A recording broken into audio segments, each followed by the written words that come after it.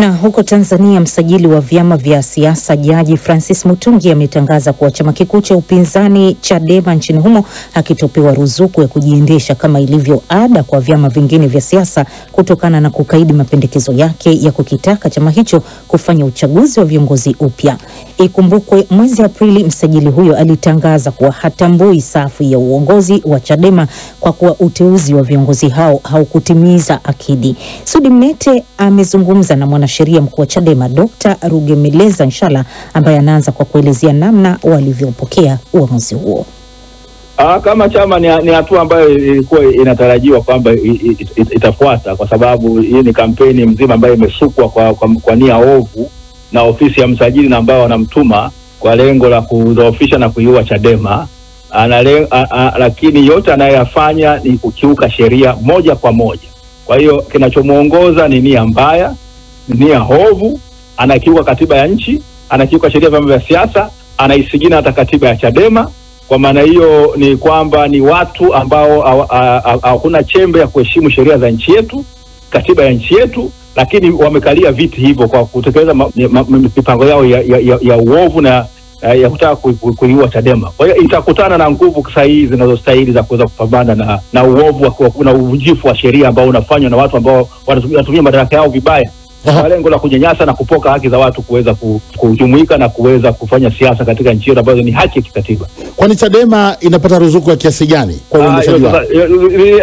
Nadhani haiwezi kushinda shilingi milioni 100 na kitu. Nadhani wasibu ndio wangeweza kuzungumza swala hilo vizuri. Mimi si husika na masuala ya fedha. Sasa mtawezaje kuendesha chama wakati huu nje ya ruzuku? Kwa namna gani chama kinajiendesha? Chama chetu kiko ni chama cha wananchi hiki bwana. Chama kina wanachama wengi sana hiki.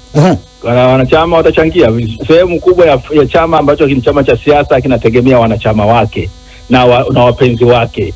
Kwa hiyo sisi chama chetu kitapata hizo fedha kutoka kwa hao wanachama, wakati jitihada za kisheria zikiendelea za kuhakikisha kwamba haya makosa na uvunjifu mkubwa wa sheria wa nchi yetu ambao umefanywa na msajili, ambayo tena tutegemea kwamba ni ofisi ambayo inaongozwa na jaji wa mahakama ya rufaa, lakini elekea inaongozwa na watu ambao wako nje ya serikali au wako nje ya ofisi ambao wanatekeleza nia zao ovu, tutapambana nao kikamilifu.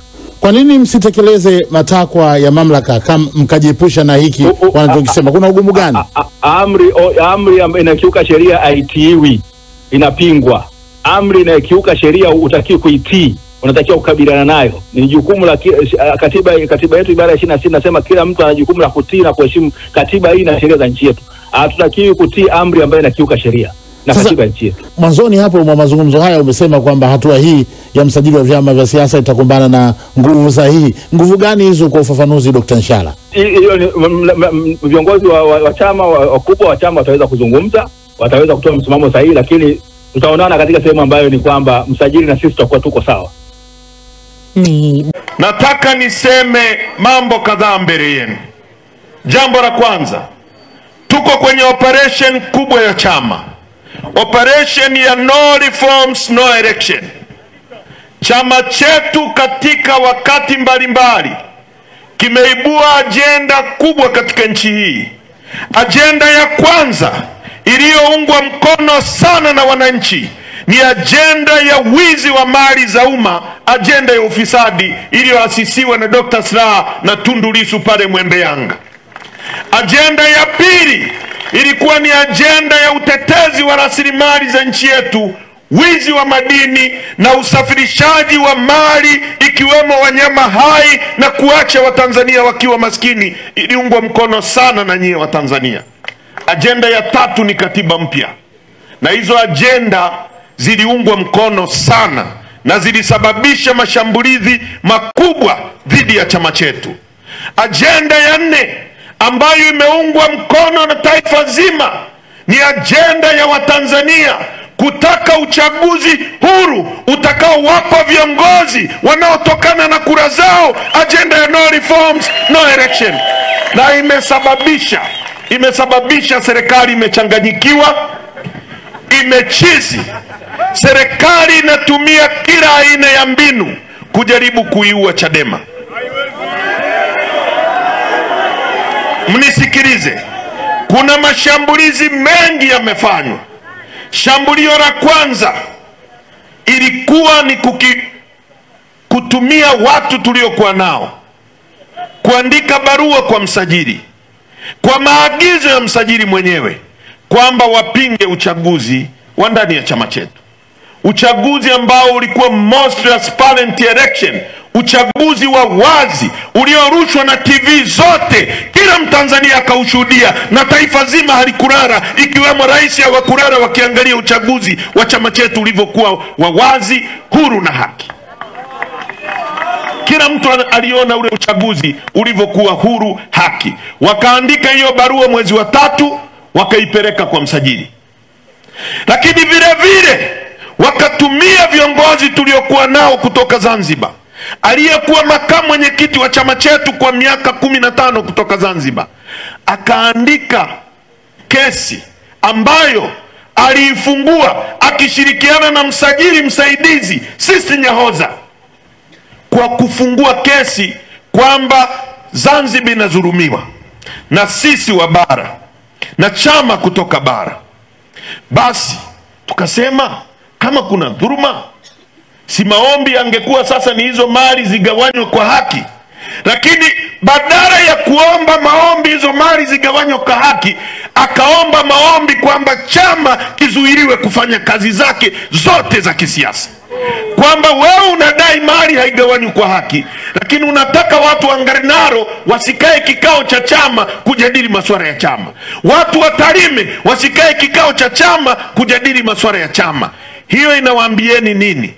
Kwamba mtu aliyekuwa madarakani kwa miaka 15, yeye ndio alikuwa madarakani, ametoka juzi, hakuwahi kuona Zanzibar inadhulumiwa akiwa madarakani, ametoka tu ndio akakumbuka kwamba Zanzibar inadhulumiwa na bara. Hiyo ni vita ya pili. Vita ya tatu ikawa ni kumkamata mwenyekiti wetu tukiwa Mbinga, wakamfungulia kesi ya uhaini ya uongo, mtu aliyepigwa risasi 16, Mungu akamuokoa, amesimama akiwa na risasi mwilini mwake. Kesi ya uhaini, watu wa Arusha, hukumu yake ni kunyongwa mpaka kufa ukikutwa guilty. Wanajaribu wamuue Lissu, wakategemea chama kitapara rais, kitarudi ndani, kitaenda kulia free Lissu, free Lissu. Tulipokutana kwenye kikao nilichokiongoza, tukasema akipigwa mmoja wetu risasi, tuliobaki tunasonga mbele ili tudai haki ya yule aliyepigwa risasi. Tukaanzisha na tukaendelea na operation aliyokuwa ameianzisha Tundu Lissu. Tulipoenda kanda ya Ziwa, mapokeo yamekuwa makubwa kuliko walivyotegemea. Wakajaribu na kuanzisha chama kikaragosi. Hizi zote ni mbinu za kujaribu kuishambulia Chadema, lakini nyie wa Tanzania mmekataa kuona Chadema inakufa mbele ya macho yenu, mnaendelea kuiunga mkono. Sasa jana mmemsikia msajili amesema kwamba anaifutia Chadema ruzuku, anatishia kukifuta chama hiki kinyume cha utaratibu wa sheria.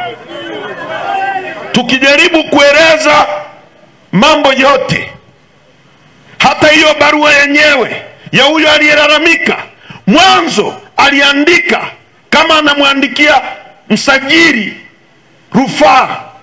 Sisi tukamjibu msajili kwamba wewe sio mamlaka ya rufaa ndani ya chama chetu.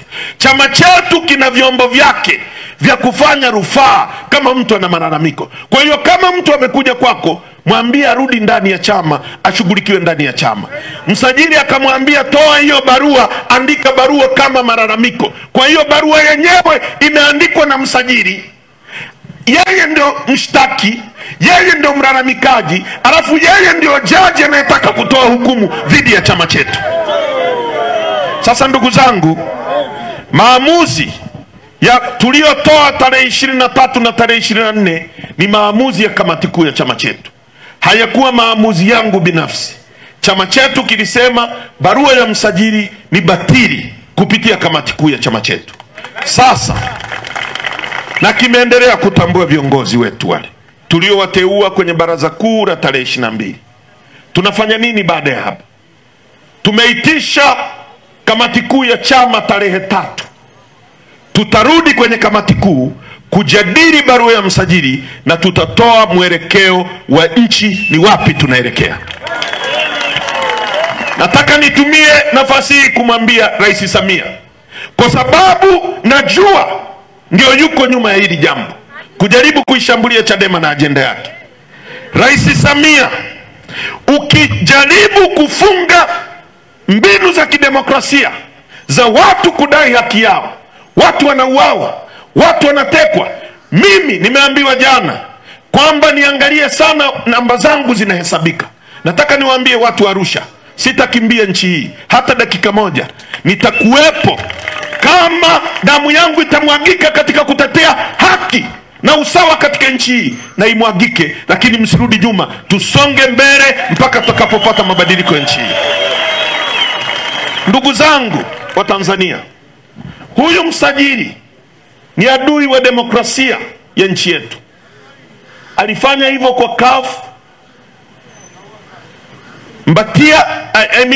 Lipumba aliyejiuzuru mwenyewe mbele ya uso wa dunia, akatoka kwenye chama, akabaki Maalim Seif. Lipumba akaenda akakaa miezi iliyotosha, akarudi msajili akapora chama, akamkabidhi Lipumba na akampa ruzuku Lipumba. Msajili huyu ameipora NCCR kutoka kwa James Mbatia, akakabidhi kikundi kingine cha watu.